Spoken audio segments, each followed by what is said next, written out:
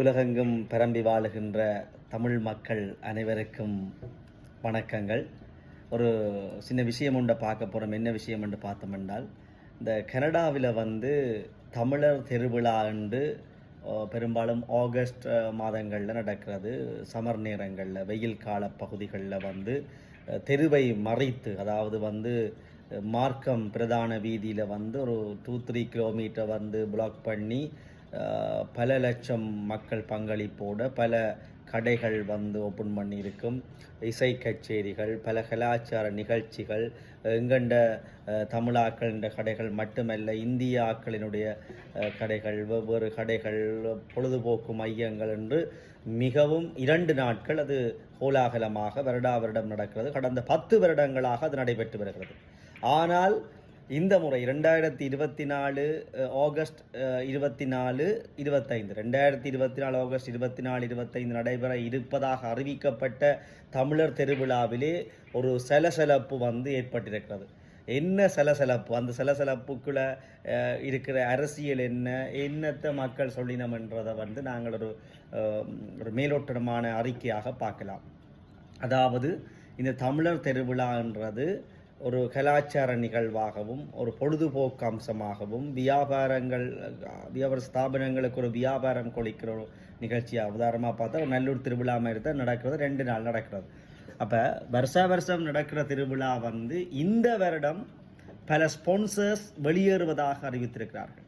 Title sponsors வெளியேறுவதாக, அதுக்கு ஆதரவில் வெளியேறுவதாக இப்போ வரைக்கும், நாளைக்கு ஆகஸ்ட் 24 நடக்க போகிற இப்போ வரைக்கும் இரவோடு இரவாக சில டைட்டில் ஸ்பான்சர்ஸ் வெளியேறி கொண்டிருக்கிறார்கள்.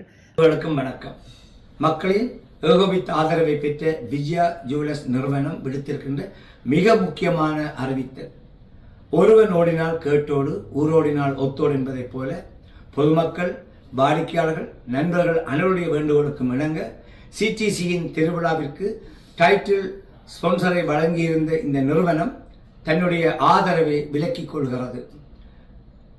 மக்கள் எவ்வளி, விஜயா ஜுவல்லர்ஸ் அவ்வளி.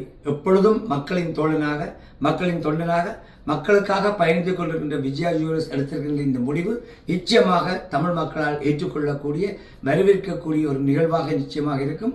இந்த முடிவை எடுத்த விஜயா ஜுவல்லர்ஸுடைய அதிபர், அங்கு பணியாற்றுகின்ற ஊழியர்கள் அத்தனை பேருக்கும் உளம் நிறைந்த மனம் மகிழ்ந்த நன்றிகளை இந்த வேளையிலே தெரிவித்துக் கொள்கிறோம். நன்றி.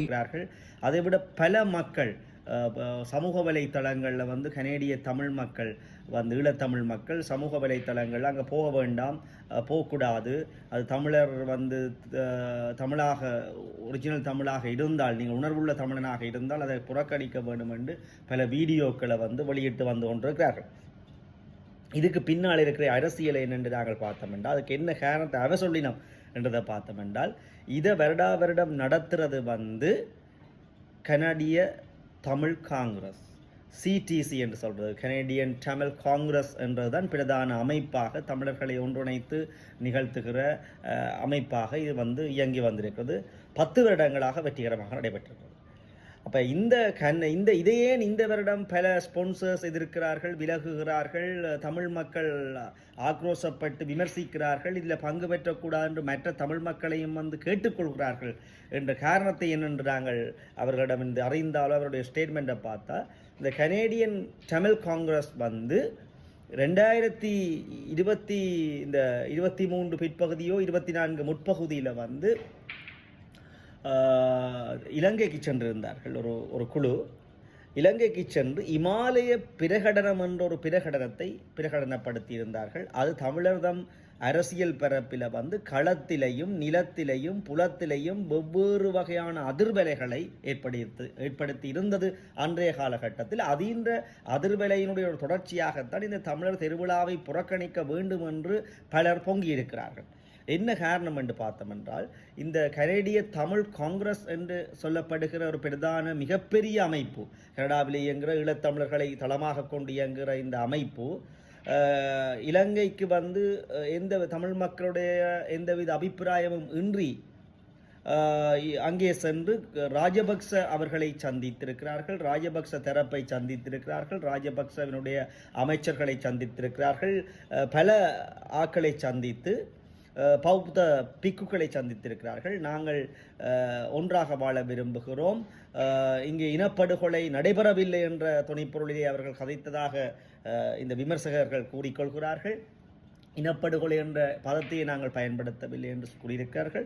அதைவிட இமாலய பிரகடனம் என்று எந்தவித களத்திலே இருக்கிற அந்த நிலத்திலே வாழ்ந்து கொண்டிருக்கிற எந்தவித அரசியல் பிரதிநிதிகளினுடைய எந்த பங்களிப்பும் இல்லாமலும் அவர்களுடைய எந்த பங்கு பெற்றுதல் இல்லாமலும் அந்த மக்களினுடைய அபிலாசைகளை கேட்டறியாமலும் இவர்களாக சென்று ஒரு குழு சென்று அங்கே ராயபக்ச அவர்களை சந்தித்து இமாலய பிரகடனங்களை வெளியிட்டது ஒரு தமிழின துரோக செயலாக இவர்கள் இப்படி செய்யலாம் என்று இந்த மக்கள் கனேடிய வாழ் தமிழ் மக்கள் என்று கிளந்திருக்கிறார்கள். பல பேருடைய முகப்புத்தக பதிவுகள், சமூக வலைத்தள பதிவுகள், பிரதானமாக இங்கே பயன்படுத்தப்படுவது டிக்டாக் பதிவுகளை பார்த்தால் அவர்கள் பொங்கி எழுவதற்குரிய காரணம் இதுவாக இருக்கிறது. புறக்கணிக்க வேண்டும் என்று கோரிக்கை விடுக்கிறார்கள். ஆகவே இன்றைக்கு ஆகஸ்ட் 23 இங்கே பகல் விடிந்திருக்கிறது. ஆகஸ்ட் 24 நாளைக்கு இந்த தெருக்கள் அடைக்கப்படுமா, வளமை போல பல லட்சம் மக்கள் பங்கெடுக்கின்ற நிகழ்வாக இது கோலாகலமாக இடம்பெறுமா என்பது கேள்விக்குறி. பொறுத்திருந்துதான் பார்க்க வேண்டும். நாளைக்கு களத்திலே நின்று அவற்றை நாங்கள் அலசி ஆராயலாம்.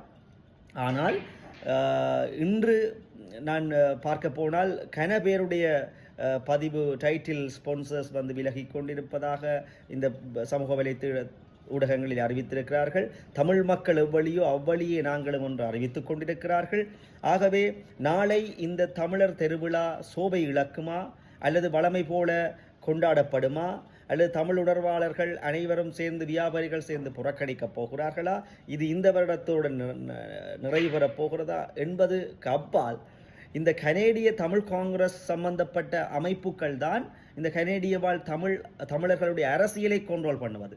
ஆகவே இது புறக்கணிக்கப்பட்டால், இந்த தமிழ் மக்கள் அள்ளுகொள்ளையாக இதை புறக்கணித்தால், இதற்கு பின்னால் இருக்கிற ஈழத்தமிழருடைய கனேடிய தமிழருடைய அரசியல் தளமும் ஆட்டம் காணப்பளிக்கிறது.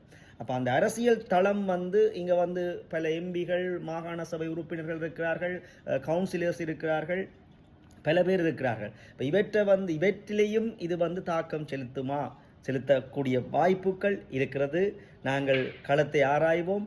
இவர்களுடைய கருத்து தனிப்பட்ட கருத்தல்ல, சமூக வலைத்தளத்திலே பொங்கி இருக்கிறார்கள், புறக்கணிக்க வேண்டும் என்ற அறிக்கைகள் விடுகிறார்கள், எல்லாமே செய்கிறார்கள். ஆகவே பொறுத்திருந்து பார்ப்போம். நாளை ஆகஸ்ட் 24 இந்த விழா எப்படி நடக்கப் போகிறது என்று பொறுத்திருந்து அந்த களநிலைமைகளையும் பார்ப்போம். இந்த தமிழ் மக்கள் பொங்குவதை பார்த்தால் இது தமிழர் திருவிழாவோடு நிற்பது மட்டுமல்ல, இந்த இமாலய பிரகடனத்துக்கு அப்பால் கனேடிய வாழ் ஈழத்தமிழர்களுடைய அரசியலும் ஒரு ஆட்டம், ஒரு குழப்ப நிலையிலே இருப்பதாகத்தான் தெரிகிறது. பார்ப்போம். நன்றி, வணக்கம்.